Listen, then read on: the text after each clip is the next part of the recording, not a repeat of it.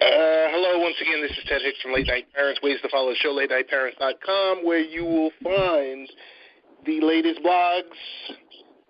If you like Twitter or Facebook, if you like YouTube, and an archive of podcasts. That site, again, is latenightparents.com. We are joined by a good friend, Danny Thompson, to the room, around Association, and every other employer that he works for. I guess before we were in this PC world, we can make jokes about multiple jobs and backgrounds and everything like that, but we can't even make jokes like that anymore, Danny. We really can.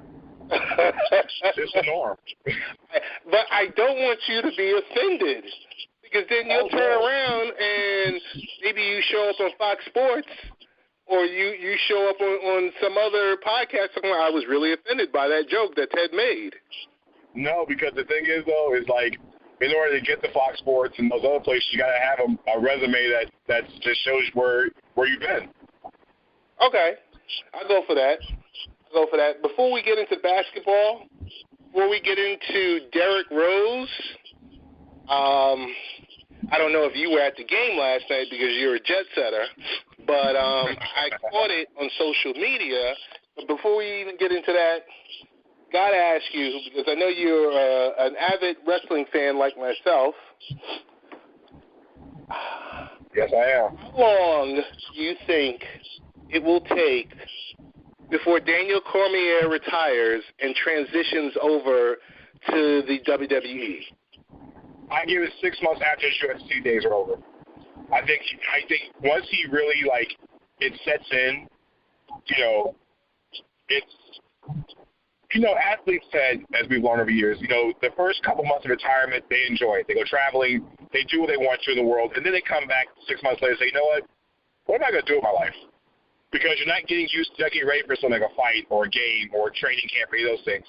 So at that point, I can see DC jumping in the WWE ring towards this time next year. I think if he retires, like he says, when he turns 40, gets those last couple fights in, I can see Cormier being in maybe a surprise entry in the 2020 Royal Rumble. I think that would be really, really cool. Hey, two more questions about wrestling, and then we'll get to NBA. Thoughts on Evolution, the card from last Sunday? I just want you to talk about the last two matches, a brief synopsis of the last two matches, and what was your match of the night? Wow. I think as far as match of the night goes, I think it was a combination between the Mae Young Classic final between Lo Sherry and Tori Shine, and then you had, of course, Becky versus Charlotte. Those two matches, the storytelling, especially on Becky and Charlotte, was just phenomenal. I mean, I think it's a great way to kind of like end that feud, because I'm not sure how you come back from the last woman standing match, especially with the women going through the tables and, just the pure storytelling of those two. It was definitely a WWE match of the year quality type of match, men or woman match. And I think it's kind of hard for Rousey and Nikki Bella to kind of follow that, only because of the fact that Ronda's still growing and Nikki's still limited because of the neck injury. So I'm not sure how much storytelling you can do in a match that, predecessing a match that was just as phenomenal as Becky and Charlotte was, because, they went all through the building. I mean, Ted, you saw it. There were props everywhere. The part where Becky tried to bury Charlotte under all those tables, yes, and for Charlotte to about break out of it at the very end, and to see Becky's face, like, in typical heel fashion. It was, and it was, for as much people complain about, the botches, the mess-ups of the match, I mean, it's kind of the same thing with when I saw Sasha and Charlotte do Hell in a Cell for the very first time. So I think it was very well done for what it was given. I think it was probably phenomenal. The match was phenomenal. So, and the Mae Young Classic final match, those two women are going to revolutionize NXT. And once they get over to the main roster, I can see Lo Sherry and Asuka, if they can somehow get Asuka back to where Asuka was, I mean, literally feuding because those two women could go. I can't wait for them to hit the main roster. A lot of drama going back and forth with Crown Jewel. What are your expectations for tomorrow's card? You got a lot of people backing out. You got Hulk Hogan as the host for this event. I understand it's all about, it's what's best for business. No way the WWE could back out, even though they will let some of their performers back out. What's your overall thoughts on that? I mean, really, I get why they're still going because the money is still there, but I think for the integrity reasons, I think they should have pulled out of this weeks ago. I mean, after what happened with the American journalists, the smart thing to do would have been to pull out and reschedule. And so, if you're going to keep going to Saudi, I get it, but I think you should have rescheduled when the water wasn't so hot. Now it's like, Vince already is not looking the best light anyway. So I'm not a big fan of the whole Saudi thing, and then you have the main guys pulling out. Bryan's pulled out. Cena's pulled out. You have guys going over there hurt. It's just not a good look right now for this card. And then the whole idea of the World Cup of Wrestling not really being a true World Cup when mostly all wrestlers are All-American. So I'm not sure where you get the World Cup when you have a lot of American wrestlers. So kind of like Evolution, I don't think they thought this thing out completely all the way through. Gotcha. As we said before, this is Danny Thompson from around the association, and all these other different outlets that you work for. I'm going to throw in a football question for you because you cover some football. How is this Le'Veon Bell and the Pittsburgh Steelers going to play out this scenario? I mean, Le'Veon needs to show up, and I think when he shows up, I think they'll activate him, but they won't play him. At this point, James Conner has proven to show that he's a workhorse back in this league. He's a lot cheaper. Both sides know that this thing is they're not going to be on the same page. And I think really the best thing for all parties to do is just activate him, let him show up, and don't even play him. Unless somehow Conner gets hurt or any of that stretch of imagination, because really, to be honest with you, Ted, I mean, how many weeks it takes for a guy to get back in game shape? This guy hasn't really carried a football in the fiscal year of 2018. He hasn't carried the ball since the playoffs last year. I know. And, and like I said, it takes guys weeks to get themselves in shape, but he's missed the first, 9 weeks of the season? Right. So even if he touches the field, I mean, Ted, when is he going to be effective come December? He will be effective after Thanksgiving. Unless a major injury happens, I'll let Le'Veon show up, but I'll activate him, but won't keep it. I'll activate him and then deactivate him. That way, everybody's happy. All right, I'll go for that. We get into some NBA really quick. Thoughts on Derrick Rose last night? I mean, not that he can score 50 points every night and play 40-plus minutes every night, but is this the reemergence of Derrick Rose, or did we just see a shade of an old Derrick Rose last night? I look at Derrick Rose as one of those guys that Derrick has every good intention. Like, Derrick really, really wants to be the player he was 4 or 5 years ago. I mean, his thought, his ability, he feels like he is just that good. But, Ted, we've seen this over the years of sports. Like, sometimes your body doesn't allow you to do what your mind wants it to do. Derrick's body is not at the elite level he was before the injury. And, no matter how hard he's worked, he's one of the more harder worker guys in the NBA. You don't see it. And people think that, he doesn't work hard. Derrick works extremely hard. Derrick just has, he has this stigma because he was MVP a couple of years ago. You were getting close to beating LeBron in Chicago. And then he had all the personal off the court issues, and then, the case, the rape case, and then, injuries and never getting back to where he was when he was MVP of this league. And all that pressure, for him, and he wants to be great again. So last night was just one of those vintage performances. I'm not sure if this is going to stand or hold up. I mean, let's be honest, Ted. Derrick hasn't had an NBA, like a Derrick Rose type of year in 5, 6 years. So I'm not gonna say it's a throwback nostalgic night, but it was just one of those moments where I'm sorry, if I'm not in the minority, it was one of those. It gave you hope. It put a tear in your eye, especially that post game interviews. Like if you weren't feeling some kind of way, I don't know what kind of person you are. Because for me, when he said those words to the Timberwolves announcer, I felt every word he said.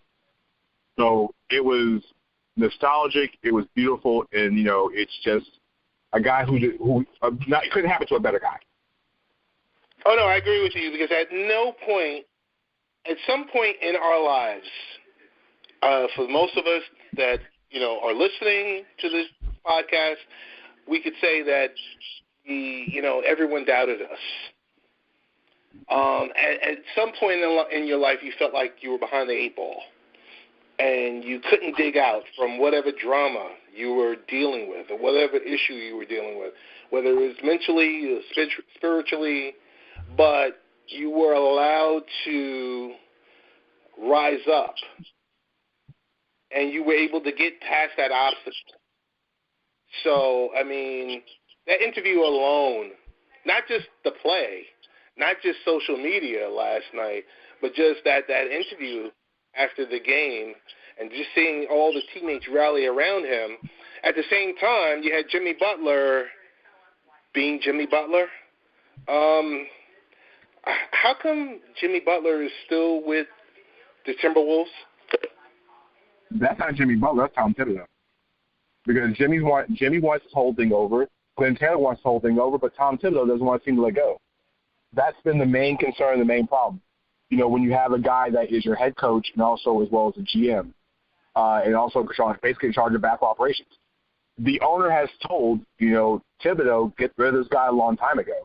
And really the whole Jimmy Butler thing was the fact that Jimmy wanted to play, it sounded like. And the Timberwolves we're going to rest you for that type of reason. We don't want you getting – basically, we want you getting hurt. Right. So we don't want you getting hurt because that means if you get hurt, we can't move you. So Jimmy wants to play, but Jimmy doesn't want to play in Minnesota. And I think, and Jimmy has told Glenn Taylor, listen, until you trade me, I'm going to make your life miserable. And at least he's honest about it. And Glenn knew this from the very beginning, and Glenn has informed Tom and everybody else, get rid of this guy. This guy needs to go. But Tom doesn't want to get rid of him. So until Tom gets rid of him, and Tom knows that the second he gets rid of him, I don't think Tom's going to have a job anyway. I don't think Tom's going to have a job anyway. And so I got to interject. Is that Tom the GM or Tom the coach? Or Tom both? Tom is going to be escorted out the door both ways. Okay. You got to think, Scott Layden is the GM de facto. And, at the end of the day, they've already, Tom has basically said, this is really, Tom's only way of making the playoffs is keeping Jimmy Butler. So he's going to try to keep on to Jimmy as long as possible because he knows the firing is coming. I think Tom is going to issue the end of the dual role as basketball operations and head coach. I think those days are going to pretty much be over across the NBA. Hey, last question before we shut this interview down and before we start up part 2. And I lost my train of thought. It was back to the NFL, and it was back to the Lions coach. What is the Lions coach's name? The Detroit Lions. He used to be Matt Patricia. What's your take? Because you are the media, and you've been in scrums, and you're in those nightly discussions where you're speaking with a head coach or, a manager. When a coach decides to address the media, and I don't know, he was chastising the media personnel about sitting up, I guess either his posture or something of that like. Is that the norm, or is that just I'm at a loss for words. It's like, at what point do we start that? Because we noticed that with politics, with the media and with Huckabee Sanders with the press secretary. But I'm saying, at what point does that transcend over to sports? I mean, we know Belichick, though, we're on to Cincinnati and refuses to answer specific questions. But did the Lions coach take it too far? I mean, the question is, I think it becomes too far when the NFL says, you know what, it is too far. So it's kind of like, Ted, we raise kids, and a kid's going to do as much as we allow them to do as parents. When you cut the cord on those things, can you stop the coaches from not just basically not doing answering questions or doing what their job is supposed to do, where there are some questions to be answered. Yeah, I think the NFL, until professional sports leagues literally start mandating conversations from the media, we're going to get stuff like this.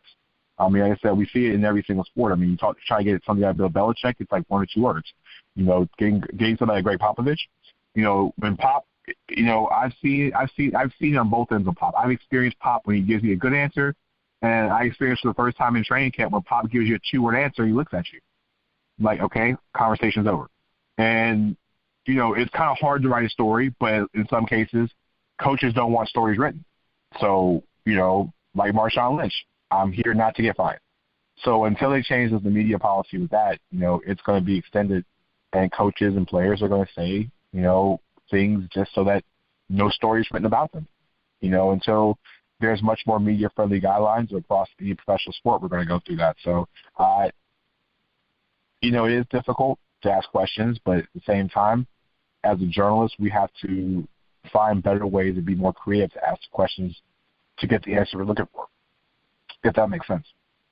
No, it does. It does. I've got a journalism-related question before we close out of the session. So we look at, there was another round of, I guess, venture capital funding for the Athletic, another $40 million. They're grabbing up journalists all over. So I guess they've become the Golden State Warriors or the New England Patriots. But what does that mean for the news outlets that are left behind? Well, for the actual newspapers, if you look at what the Athletic is taken from, they're taking basically the major person off every single beat, everywhere. And so, especially on the newspaper side of things, what that do, it gives people more opportunities. Now, for the ones that are coming from the digital part of everything, that allows new people to come in place and new people to, fill in roles. Now, the question is, with a lot of the bigger names leaving towards the Athletic, how are people going to shape the different companies going to shape their sports outlook when it comes to coverage? And, Chaz, we all learn competition makes things better for everybody. Okay. The one thing the Athletic has different than everybody else is they're paid subscription service. So Bleacher Report is not paid. Yahoo is not pay to read. A lot of these major outlets are not pay to read. The Athletic is the only one. Like ESPN has Insider, which of course is exclusive content, but not to the level that the Athletic has. So it's going to force these companies, to stay relevant to either A, pay the people that you have on your staff, pay me what I'm worth, or B, promote a new set of journalists, and those people who've been hungry for years to show their worth and show that, we're just as good as those folks who with the Athletic. Yeah, you're right, Ted. The Athletic is building people up at the Golden State Warriors. The New England Patriots are our favorite, Ted, since we're Marvel superhero fans. They're like Thanos. They're acquiring every single Infinity Stone journalist from every single sport. It feels like Thanos has every single Infinity Stone. The Athletic has every single Infinity Stone when it comes to sports journalists in every single format, every single sport. So how do you stop that? You really can't.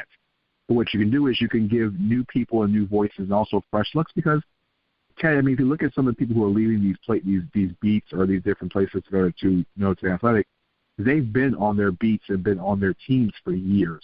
So it's good to have new blood. Even here, I've seen, as much as great as Josh Robbins has been for the Sentinel, I think he's still one of the most underrated writers you're going to find. And he gets a chance to start telling stories, which is something he's been wanting to do for a while anyway. And that allows somebody brand new and a fresh voice to be the writer for Level Sentinel. So in a lot of cases, it gives people fresh voices, and so it's on the fresh voice to not only fill a hole, but also to captivate an audience in a different way than the previous person left. And it'll show how good and how bad somebody really wanted that position.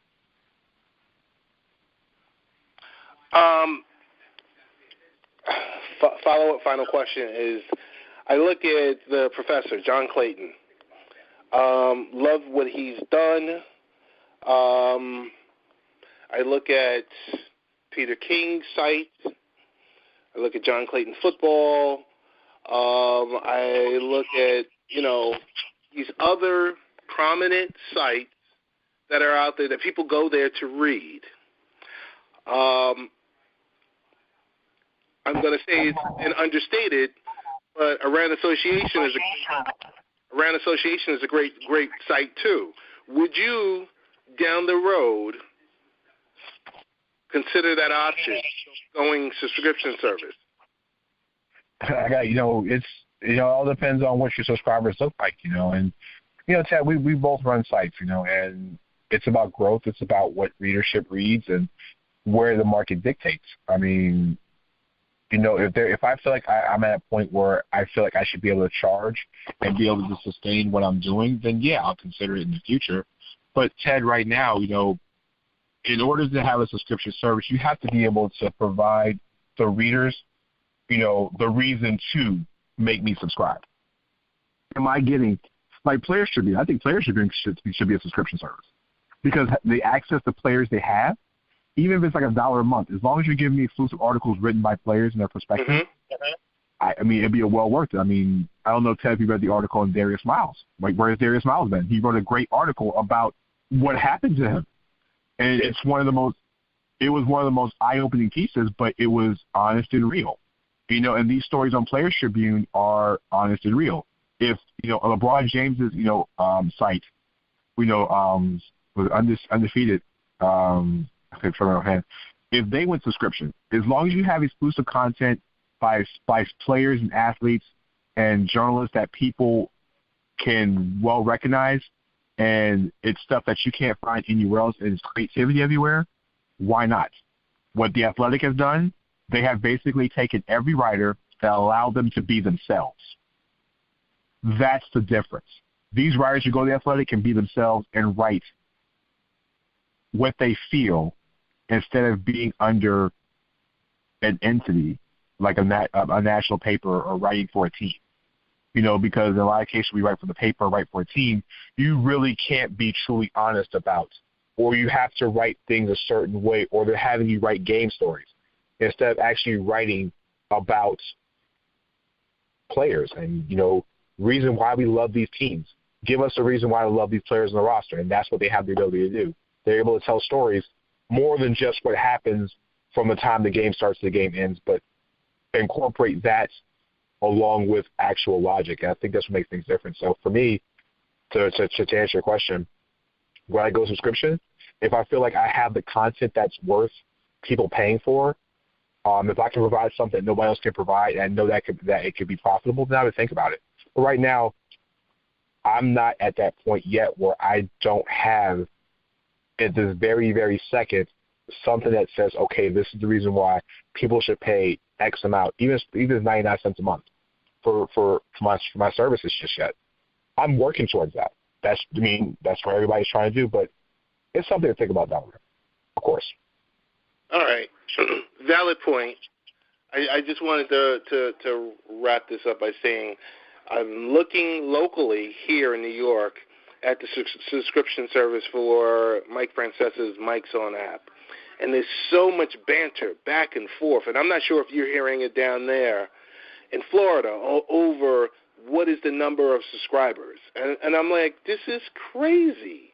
I like the fact that I'm not a subscriber, per se, to the Mike's On app. I am a subscriber to The Athletic. But there's so much banter over his video and audio streaming service over what you're getting that's unique, and the cost of it being $8.99 a month. It's really interesting, and I'm just wondering, is that the future for journalists? I mean, because we're already seeing it on The Athletic is kind of like, to me, they are the Golden State Warriors. They are the organization that's putting together all these stars and saying, okay, you're going to have to do, this is what you have, and, you're going to have to take less shots, or you're going to have to work together, you're going to have to compromise a few things. But, no, that's a good thought on that. I guess we'll end this part one of this podcast, and we'll get back shortly. Can't wait.